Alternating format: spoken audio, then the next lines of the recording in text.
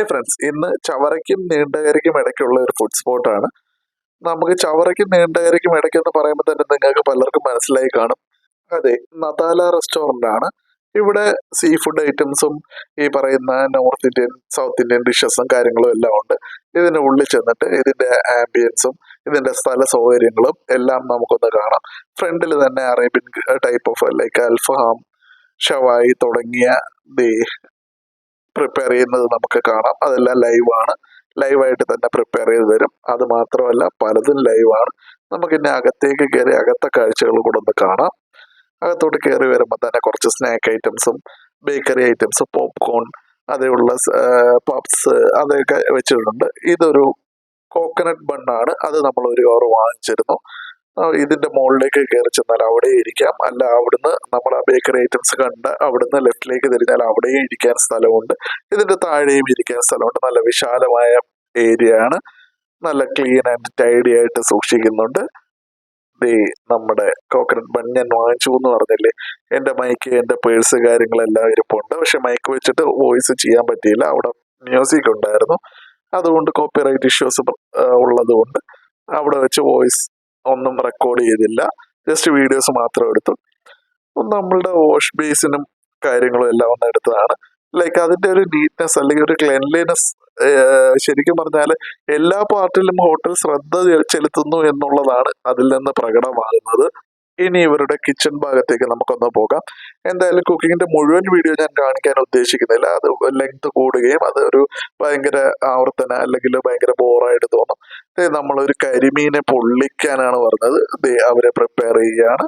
നല്ല അടിപൊളിയായിട്ട് clean kitchen, വലിയ കുഴപ്പങ്ങളൊന്നുമില്ല. നമ്മൾ വീഡിയോ എടുത്തോട്ടെ എന്ന് ചോദിച്ചപ്പോൾ തന്നെ അവർ ഹെസിറ്റേഷൻ ഇല്ലാതെ വീഡിയോ എടുത്തോളാൻ പറഞ്ഞിരുന്നു. അങ്ങനെ ഈ പ്രിപ്പറേഷൻ നിങ്ങളൊന്ന് ആസ്വദിച്ചോളൂ. ശരിക്കും എൻ്റെ കാഴ്ചപ്പാടിൽ ഒരു ഹോട്ടലിന്റെ വിജയം എന്ന് പറയുന്നത് കസ്റ്റമേഴ്സ് ആവശ്യപ്പെട്ടാൽ അവരുടെ കിച്ചൺ തുറന്ന് കാണിക്കാനുള്ള ധൈര്യം ഉണ്ടാവണം. ആ കിച്ചന്റെ വൃത്തി നിങ്ങളൊന്ന് നോക്കൂ.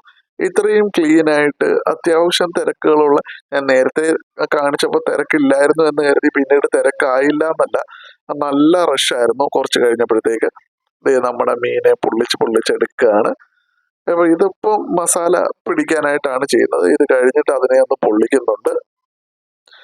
നമ്മുടെ വാഴയില കുട്ടനെത്തി വാഴയില ആദ്യം വാഴയിലയെ ഒന്ന് പൊള്ളിച്ചെടുക്കുന്നു. പൊള്ളിച്ചെടുത്താലേ അതിനകത്ത് ഫിഷ് വെച്ച് റാപ്പ് ചെയ്യാൻ പറ്റുള്ളൂ. അങ്ങനെ അതെല്ലാം കൃത്യം രീതിയിൽ കാര്യങ്ങൾ ചെയ്യുന്നതായിട്ട് തോന്നി. അങ്ങനെ ആ വാഴയിലയെ പൊള്ളിച്ചെടുത്തതിന് ശേഷം നമ്മളുടെ റെഡി ആയിരിക്കുന്ന ഫിഷിനെ അതിലേക്ക് മാറ്റി.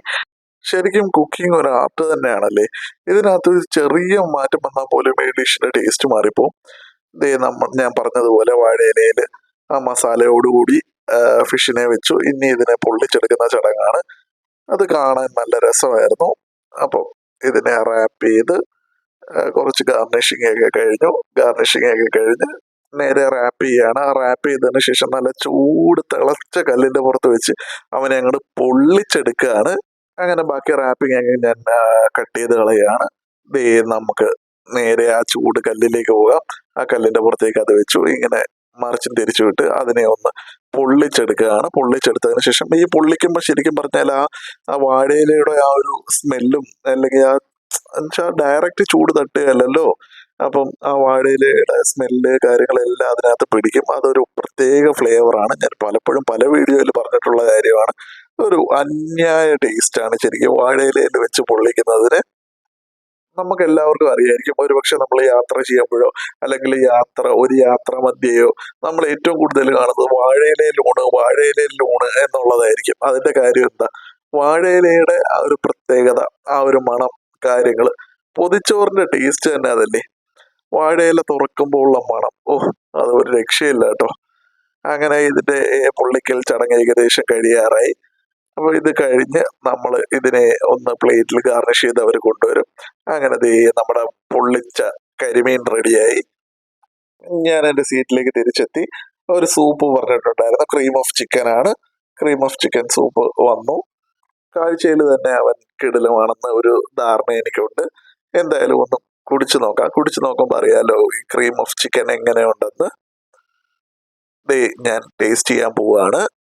ശരിക്കും കഴിഞ്ഞ ദിവസത്തെ ഏതോ ഒരു ഹോട്ടലിൽ നിന്ന് ക്രീം ഓഫ് ചിക്കൻ കഴിച്ചപ്പോൾ ഭയങ്കര കട്ടിന്ന് വെച്ചാൽ ഇങ്ങനെ കുറുകുറാന്ന് പറഞ്ഞിരിക്കുകയായിരുന്നു. ശരിക്കും അത്രയും കുറുകുറാന്നിരിക്കണമെന്ന് എനിക്ക് തോന്നിയില്ല.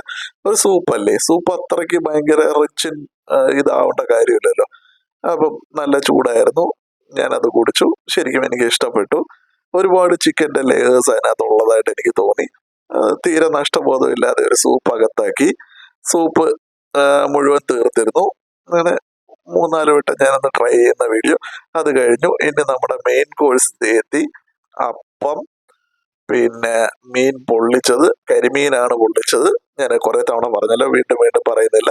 പിന്നെ ഒരു കടായി ചിക്കൻ, അറ്റത്തിരിക്കുന്ന കടായി ചിക്കൻ. ചപ്പാത്തി നമ്മുടെ പാക്കറ്റ് ചപ്പാത്തി അല്ല, ഇവിടെ തന്നെ ഉണ്ടാക്കുന്ന ചപ്പാത്തിയാണ്.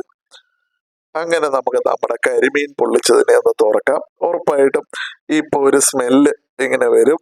ബനാന ലീഫിന്റെ, അതായത് വാഴയിലയുടെ ഒരു നല്ല ഗന്ധം ഇപ്പൊ കിട്ടും. അത് ഞാൻ ആസ്വദിക്കുന്നുമുണ്ട്.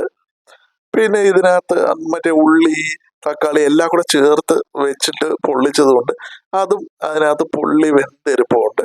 അതെനിക്ക് ഇഷ്ടപ്പെട്ടു. പിന്നെ ആ പ്ലേറ്റിലെ ഗാർണിഷിങ്ങും കാര്യങ്ങളും, സംഭവം കുറച്ച് ക്യാപ്സിക്കവും ടൊമാറ്റോയും മാത്രമേ ഉള്ളെങ്കിലും നമുക്കത് തരുന്ന ഒരു ഇമ്പാക്റ്റ് ഭയങ്കര വലുതാണ്. കാര്യം നമ്മൾ കഴിക്കുന്ന ഡിഷിനെ ഡെക്കറേറ്റ് ചെയ്യാനായിട്ട് അവരെടുത്ത സമയം, അവരെടുക്കുന്ന എഫേർട്ട്, അത് നമ്മളുടെ മനസ്സിൽ വരും.